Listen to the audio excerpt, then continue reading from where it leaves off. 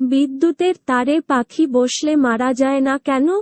তথ্যসূত্র টেলমিহোয়াই.কম। কিশোর আলো, বিদ্যুতের তারে পাখি বসলে মারা যায় না কেন?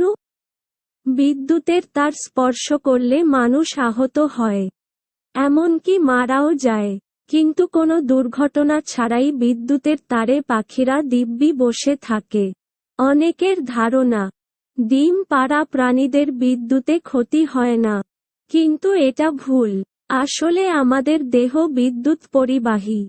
এ কারণে বিদ্যুতের তার স্পর্শ করে অন্য কোনো পরিবাহক স্পর্শ না করলে দেহের মধ্য দিয়ে বিদ্যুৎ প্রবাহিত হয় না। ফলে তুমি তড়িতায়িত হবে না। বিদ্যুতের প্রবাহকে পানিপ্রবাহের সঙ্গে তুলনা করা যায়।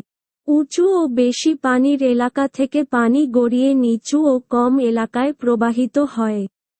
বিদ্যুৎও বেশি ভোল্টেজ থেকে কম ভোল্টেজের দিকে প্রবাহিত হয়। এই কারণে বিদ্যুতায়িত কোনো তার স্পর্শ করার সময় কোনো পরিবাহী, মাটি, পানি স্পর্শ করলে শরীরের ভেতর দিয়ে বিদ্যুৎ প্রবাহিত হয়।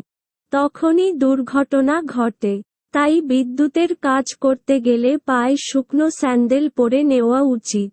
বিদ্যুতের তারে বসলেও পাখির দেহের ভেতর দিয়ে বিদ্যুৎ প্রবাহিত হয় না। কারণ পাখি এক তারে বসে এবং অন্য কোনো বৈদ্যুতিক তার বা বিদ্যুৎ পরিবাহক স্পর্শ করে না। কিন্তু এক তারে বসা অবস্থায় অন্য তারে স্পর্শ করলে পাখির দেহের ভেতর দিয়ে বিদ্যুৎ প্রবাহিত হবে।